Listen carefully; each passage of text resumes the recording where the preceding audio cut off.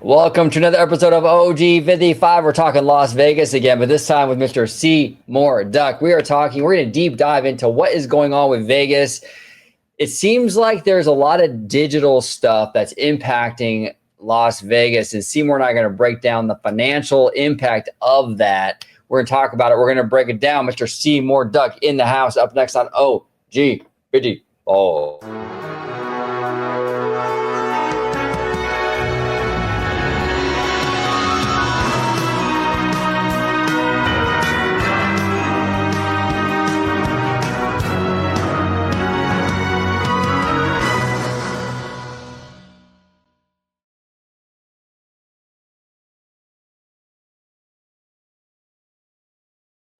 Welcome aboard, everybody, to another episode of OG 55. We got Seymour Duck in the house. We're talking Las Vegas. What's going on over there in Vegas? The numbers are down across the board for Vegas.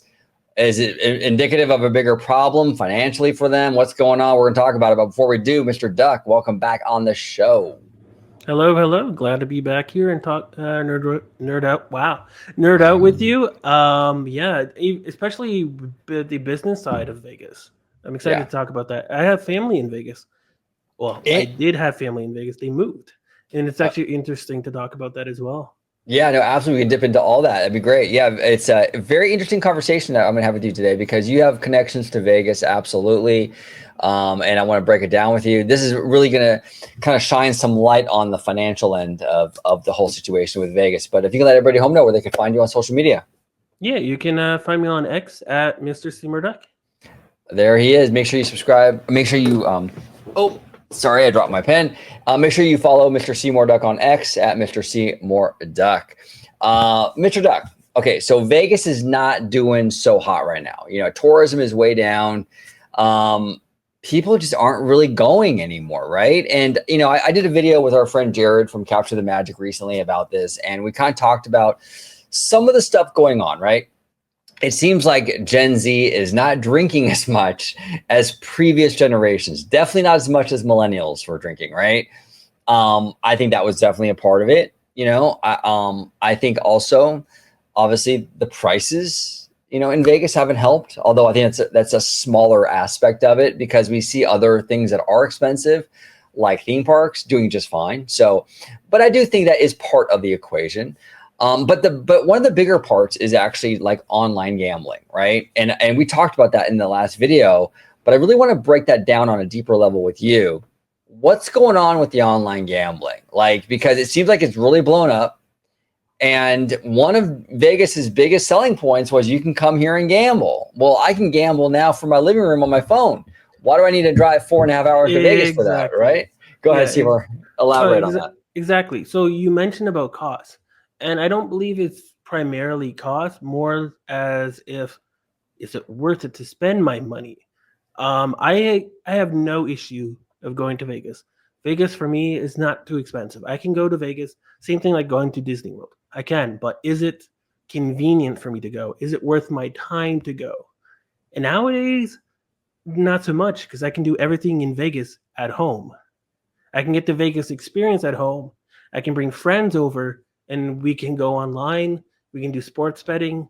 We can gamble. We can do all these things. And I don't have to go to Vegas. I don't have to drive, take an airplane. I can do it all at home in my convenience. You know, and so, you know, you mentioned how like the younger people are not drinking. I don't even have to go out and drink. I can just stay at home and order and get my own drinks with my own friends. We don't have to overpay for the drinks because, you know, casinos overpay. And then I play at the, you know, online casinos. And especially the younger crowd, they watch their favorite streamer on Kick or YouTube. They're gambling as well. You can gamble with them. You're not going to get that at Vegas. And a lot of the digital experiences have exploded in the last few years after COVID. And I think COVID shifted a lot of things where people just realize I can do everything at home. Do people go to the movie theater as much as before COVID, you know, after COVID, before COVID? You see a big difference, right? Like, should I spend all this money to go see it? Is it worth my time? No, they're more selective in watching, especially me, right? I go to a movie theater once here and there, but only a movie I've been dying to see, only a movie I like, and I only want to take the VIP experience. I don't want to go low tier because with just popcorn, because I could just do that at home. You know, so a lot of the time it's like I can get the experience and the convenience at home. I don't need to go to Vegas. Yeah, no, 100%. No, yeah, it's you're right. And the movie theater is a great comparison, right? Because it's like we've talked a lot about it a lot here on OG55, where it's like, you know, what like a lot of people are now making these decisions as a family. Like, do I really need to see the latest animated movie in theaters when that thing will be on my streaming service in a couple months, and I can save money and have the whole family watch it in our living room as opposed to paying $100 to take the whole family to go to the theater, and I'm paying for expensive drinks, expensive candy, and a lot of stuff when I can have a much cheaper experience and just as even I mean and just as quality, you know, as a theater. I mean, I can have everyone at home as a family spending quality time together just the same as if we went to the theater, and I'm saving money on that, right? So when it comes to like a Vegas experience, a lot of the selling points of Vegas is come here and gamble, come here and do the slot machines, come here and do that stuff. But a lot of this stuff now is on your phones. You can do, you know, gambling apps, you know, little slot machine apps on your phone now. It takes a lot of the allure away from going to Vegas. Now there are some things in Vegas you can't duplicate at the at home experience, right? Like obviously like a strip club or I mean, you can. That's also another thing, right? With OnlyFans, and you can subscribe to their content and interact with them and get your own experience. I haven't done it, but I know people who have, and it's like, the younger crowds don't want to touch grass. They can do everything all digital. Yeah. Well, and you can even, I mean, yeah, actually, it's a great point. I mean, even aside from digitally, you can even hire a stripper to come to the house for a bachelor party or something, right? I mean, that's kind of a thing too. So, you know, and clubbing, I mean, you can have a bunch of friends over, have a house party, and you guys can dance and have music, and every bit as good as a club, I guess, right? I mean, so you're right. Fair point, Seymour. I mean, a lot of that experience can be duplicated at home, you know, and you're not paying, you know, $10 a beer and shit like that, you know. I mean, is that what's going on? You think people are just realizing they're waking up and going, I've been getting ripped off over here. Why am I going over there to overpay when I can do all this at home? I mean, is that kind of like I think COVID was really like the awakening, right? In a lot of ways. I feel like it's more the convenience. Arcades, everyone went to arcades. Everyone wanted to play arcades back in the day. And now they're just like, why do I want to spend my money on arcades when I can play PC or Nintendo at home? It's at home and I get the same experience. Why do I not go to the movie theater when I can get the same experience of watching a movie at Disney Plus? Right. I don't think it's primarily cost. I think it's more convenient. Why do I have to, I used to go to the casino all the time with my friends, before COVID, back when I was in my old city, in my hometown, right? And, we go to the casino like once a week, maybe like a couple of times a month. And, we have fun, we gamble. But then I don't gamble to win. I just gamble to have a little fun. I set aside a little budget to play because I know I'm never going to win. The house always wins. But now it's like, I live in a city with the biggest casino in Canada. I haven't gone there since I moved. I have gone there once since I moved just to check it out. But it's like, why? Why do I have to go get an Uber? Because I live in a big city, cars are not worth it to go all the way there, and then have to pay for drinks if I wanted to, buy expensive food. Right? It's more like the convenience. It's just like not worth my time to go in there and do it. I could just do it at home. And when I do it at home, it's actually better because a lot of the slot providers and the live game providers, the RTP, return to player, the percentage is higher because the cost is so effective to do it online that you actually win a little bit more. So the experience online is actually better than going in the casino because you can go spend $20 and it's gone within 5 minutes. But at the casino, but online, you can do it with like an hour because you're winning more often. You know, it's a great point, and I'm really glad you brought up arcades because I think that's a perfect example, Seymour, of the situation we're seeing here. When I was a kid, growing up in the '80s and what have you, like I was in that middle transitionary time where arcades were still around. I went to arcades, but the NES, the Super NES, the Sega Genesis, all that stuff was like coming on the scene and really blowing up, right? I had a great time at the arcade, but all the times, the really amazing times, all the experiences that I had that I really remember, that I really cherish, was with friends in my living room playing on the console. Having a friend over and spending hours and hours and hours where we were literally playing these games through the entire night. Like that is in my, that I remember and cherish a lot more than the hour or two I spent at the arcade, right? It's the same kind of thing here. It's like that at-home experience a lot of times can trump the traveling experience, so to speak, you know? And I think it goes even further for the younger crowd. They don't even want to go to the friend's house anymore because it's like, well, we can just play Fortnite all in our own rooms and we can order our own pizzas. Right. No, absolutely. And you can talk to them through the headsets and you can play, you know. Now do you feel that this is a slippery slope though, where we become very like people become very like I don't even know if it's a word, but hermitized, where people become hermits, where they don't really leave the house and everything is through digital means?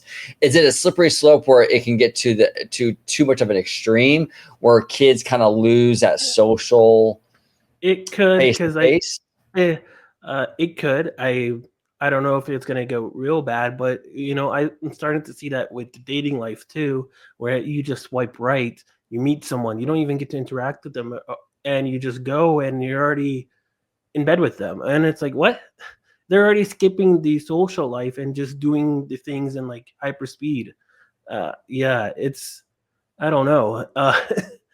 I'm noticing that. So it could be, unfortunately, but it could be the way of Japan, where you know it's normal. You Yeah. know, people they're just alone. They go alone. There's even like cafes where you just go in. You can rent your own room, right? You get unlimited ice cream, and you can order food, and you just have your own room with a little bed. Watch anime, read manga, play video games, watch just TV. You just all in one room by yourself, and it's normal. And Yeah. you know, it's not a weird thing. You know, people go in Japan to get buffets and eat, you know, alone. Yeah, it's not a bad thing. Me as an introvert, it's normal to me, right? I don't go as much outside anymore, and I don't find that odd. Yeah. But I still interact with a lot of people, and you know, and if they invite me to go out, I will say yes. I have no issues with that. But you know, the younger crowds, I feel like they're gonna be born into it. Yeah, no, it's different. It's a different world. I mean, I see all the time. You mentioned dating and stuff. I mean, I've heard a lot. Like, women are starting to notice like guys don't talk to them in public anymore. Like people, like back in the day, guys would you know, approach a woman maybe at the supermarket or something they thought was attractive, and it's not happening anymore. Like guys don't do that anymore. Like the younger generation would, like you said, they're on the dating apps and they're swiping It left or right or whatever it is, and that's how they're finding dates and meeting women or guys, is through that. They're not out in public meeting people. It's very rare that a woman gets approached anymore because guys just don't do that, you know. Go ahead, Seymour. No, I was gonna say, and it's very weird because before, you know, when I go on a date, I get to know a person. Now it's like we just skip that. You don't even Yeah. need to know the person. You already swiped right. You thought she was cute. Okay, let's go to bed. I'm like, huh? It Yeah. happens. I'm like, okay.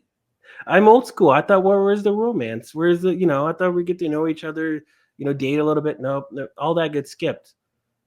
That's wild. And what's that app again, Seymour? Just for my notes. But Just kidding. I'm just kidding. I'm just kidding. I'm just kidding. No, but no. In all seriousness, though, like, yeah, it's changed. It's the whole culture. Like from when I was, even like from like 20 years ago, has completely shifted with everything. You know, what was popular back then, people don't care about anymore. People are far less willing to go out. A lot of everything they need is at home. I mean, even food. I mean, you and I are big Door Dashers. I'm guilty of it. I love to DoorDash. It's super convenient. Yeah, you pay the delivery fee. You pay a lot of charges to have it delivered, but man, the convenience, man. I mean, I can literally order whatever. I can order In-N-Out burger on my DoorDash, and I can get it here in 20 minutes. I have to worry about waiting in that long ass line, you know, and the drive through and all that. I can get it delivered to my house in like 20 minutes, half an hour.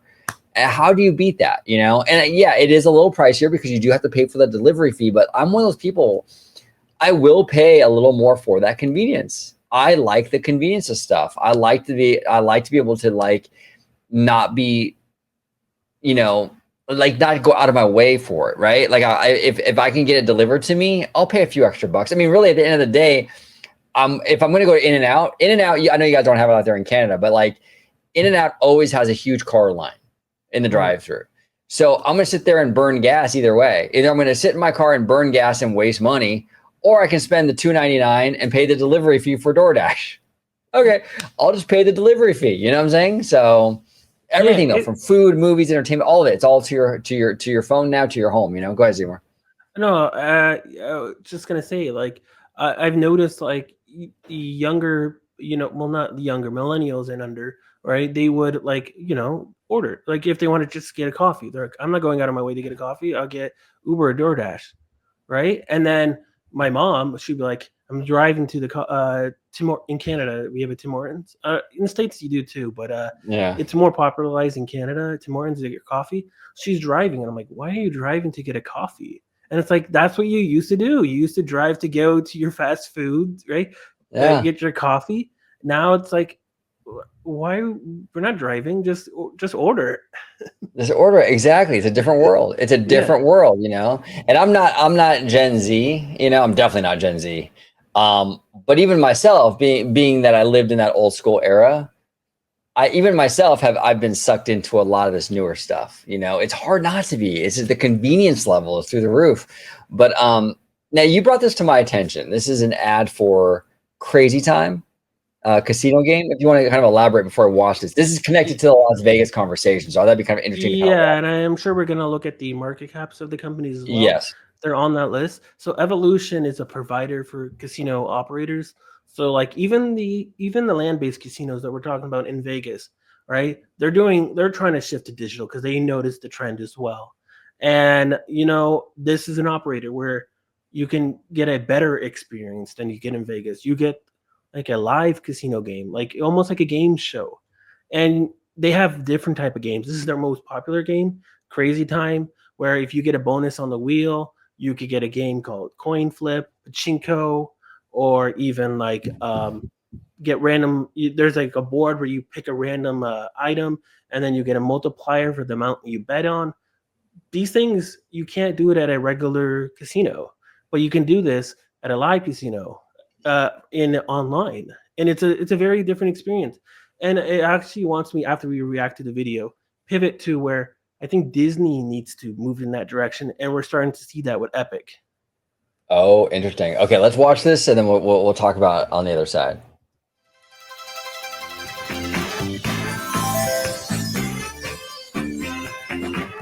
Welcome to the craziest game of the year.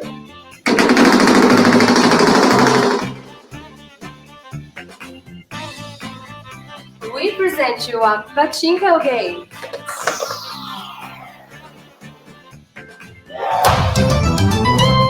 A game where you shoot your own luck. Even a game that allows you to bet on a coin toss.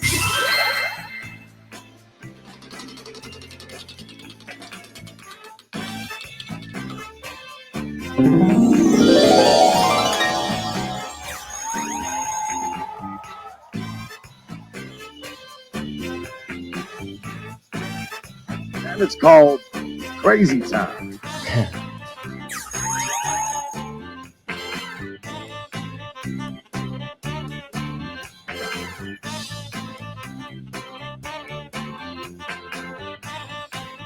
Interesting. So this is an online gambling, like a casino, right?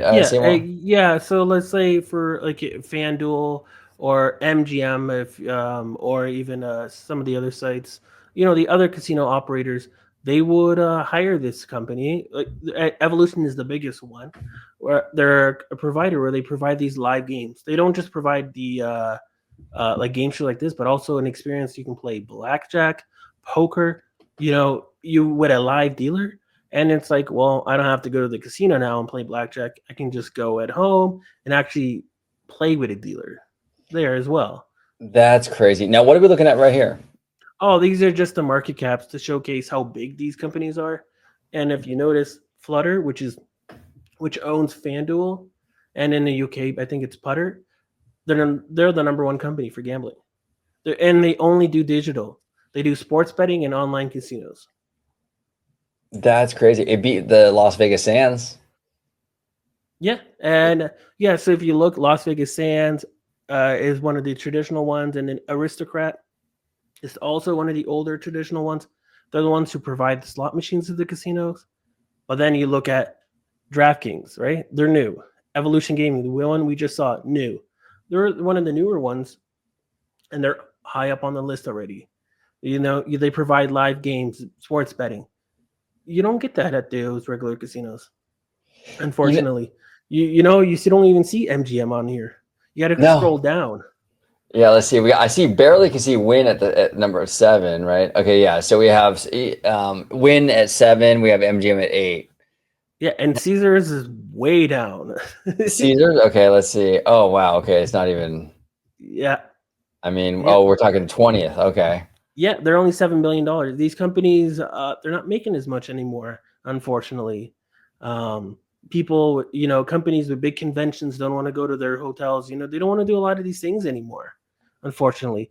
Apple, they used to do big events, like, Macworld, and like in areas like Vegas, right? Video game conferences as well, right? You used to do those in big areas. LA used to have E3. You don't have it anymore, True. right? Because you can just do everything online. Nintendo does it online as well, right? It started a trend where they just have their own events, cost effective for the company. Do it online, right? Apple does it online as well. After COVID, they're just like, what's the point of doing it in person? Just do it online. Yeah. Yeah, no, exactly. It's changing. Now, now, in your opinion, Seymour, we're looking at the numbers here. Obviously, the mobile stuff is crushing it right now. It's a growing industry.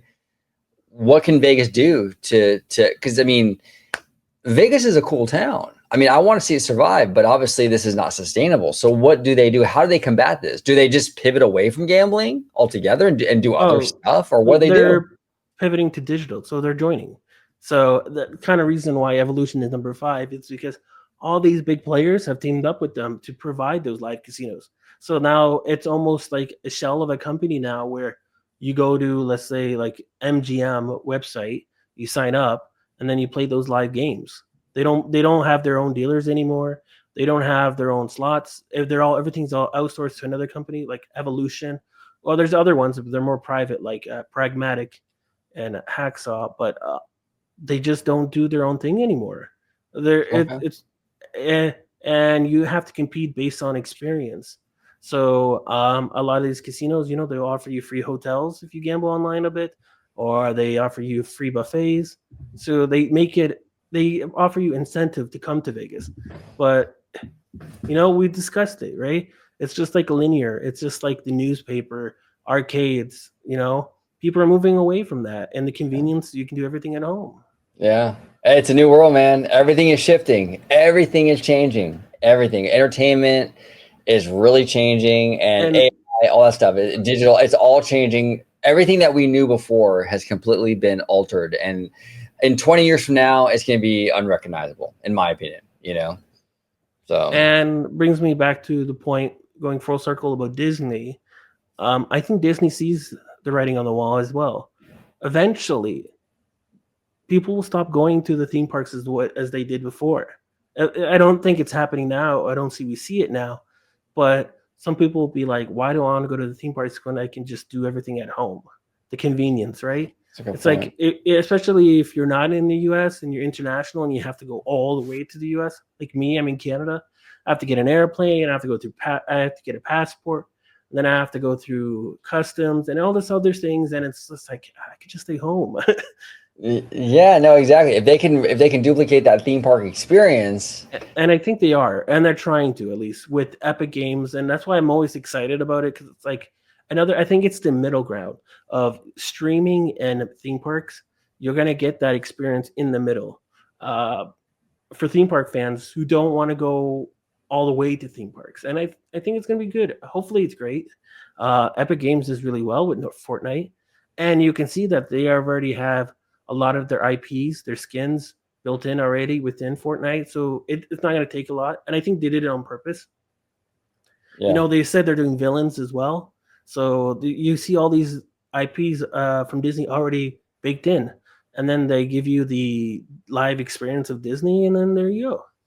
Yeah, it's crazy, man. It's crazy, and this is kind of like it's also kind of interesting with Josh D'Amaro because he's the head of experiences, but with this new kind of world they're diving into, the gaming end of it is almost like a bridge between the theme parks and the film stuff, right? So it's kind of like he's kind of dipping his toe into he's getting closer to the film side than a theme park executive ever has been with this Fortnite stuff. So I find that kind of interesting as well, you know. Yeah, so. it reminds me kind of like how we have the movie theater, but people are going less and experience Disney Plus. I feel like eventually that's going to happen with theme parks, and then they're going to have an alternative where okay, you can go to this theme park digitally. The term would have been called metaverse, but I don't think people say that anymore. No. But even Bob Chapek was talking about this very long ago. Okay, it's only been a few years ago. It's not that long, but yeah. Bob Chapek was talking about it. He was talking about the metaverse and talking about how people are going to go and interact, and like you can have friends, come to this experience, watch a Disney Plus movie or TV show. Right? Go experience a new attraction in a theme park, but digitally play games, and you can't really do that. I mean, in the real world, right? Can I go watch Disney Plus? Yes, but virtually, you know how things are coming together, right? You can go to a movie theater, you can go to the arcades, or you can do it at home. Right. No, yeah, exactly. Yeah, the digital theme park experience is gonna be very, very interesting. How they're gonna do that going forward. I'm very curious. It might be one of those things where it's like people are like, you know what, this is even cooler. It's even better. Because you can do stuff in the digital world you can't do in physical real world stuff. Exactly. You can change the experience, or you can randomize it. To a degree that you could never do in the real world. So. Oh yeah, and if let's say you wanted to do an attraction in the digital world, it'll take 2 seconds to remove and add. Of course, they built it in the back end that we don't see, but imagine if they had to do that at a theme park, it'll take it much, much longer to remove an attraction and add a new one. Yeah, and the cost and all that comes along with it. So it's crazy. Mr. Duck, really great conversation. The whole Vegas thing is really, really interesting because it does impact entertainment. It impacts theme parks. It's bigger than just Vegas. So. I just remember something. Sorry. Yeah. No, go ahead. Because I have family in the U.S., especially in Vegas, right? I have related to a famous poker player, one that owns a restaurant and a nightclub and in Vegas. And the one who owns the nightclub and the restaurant, he moved because he saw a trend of tourism in Vegas going down. He he lives in Ohio and he owns a trucking company because he knows that people need a lot of truck drivers. There's not a lot of them. They're in high demand. And he sees, like, okay, I'm going to go in that business. Unfortunately, Vegas tourism is going down. If you look at the company, let's say Rick, which is high in strip clubs and fancy dancing and their version of Hooters, you see that it's going down in revenue. People are going less and less. Yeah. People just it's not the same as it used to be. And like my cousin, he sees that and he moved. He noticed the trend and he moved. It's unfortunate. Businesses are pulling out of Vegas, unfortunately, about that and doing their own different thing. Yeah, it's interesting too. Even in my area, like in California, I've noticed big chain strip clubs are going under. We had a Deja Vu, which is a big strip club chain out here. Not really like in my area, but maybe 20 minutes from me. And it was there for years. I mean, I remember going there with my coworkers like in 2001, 2002, right? And it's gone. It just recently went out of business, So you're right, Seymour. A lot of those places aren't really doing what they used to do, And the ones that haven't shut down, they maybe they cut back their hours or whatever. So it's a changing landscape, even in that world. I mean, I think OnlyFans has probably really impacted them a lot. I mean, that's huge now. And I think that kind of stuff is cutting into these other venues. So it's crazy, absolutely crazy. But Mr. Duck, thank you for joining me today. If you could let everybody home know where they can find you on social media. Oh, you just reminded me of something else as well. Oh yeah, go ahead.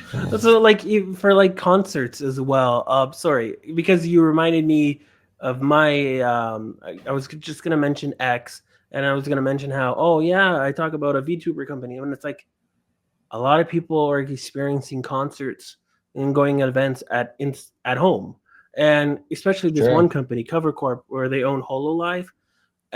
You're experiencing an anime girl singing and dancing virtually. You don't actually have to go and see them. You can see it online, and you get that experience online. And I've seen it where they did a concert and 150,000 people are watching. That's like wild. That. And it's like, well, why would I want to do it? Why would they want to do it live when they can get 150 online and the cost is so much cheaper and it's all digital? There's no physical thing around them. Right. No, exactly. And there's no nonsense about when you go to the venue and the parking and the Ticketmaster crap and all that. You know what I'm saying? I mean, it's convenience, right? So it's crazy. It's crazy. So I want to also bring up our friend Jared from Capture the Magic. He actually he has a apparel website for nerds like us. For nerds like us that you can buy Mario shirts and I gotta get a Mario shirt. The Mario one is awesome. I love it. But if you do promo code OG55, you get 10% off. Jared is a friend of the channel. We do a bi-weekly show with him on his channel, Capture the Magic, where we nerd out about theme parks all the time and everything. But I'll be linking this down below. So if you're interested in some nerdy attire, you can do so and get 10% off. Promo code OG55. Mr. Duck, where can everybody find you on social media? Yeah, you can find me on X at Mr. Seymour Duck.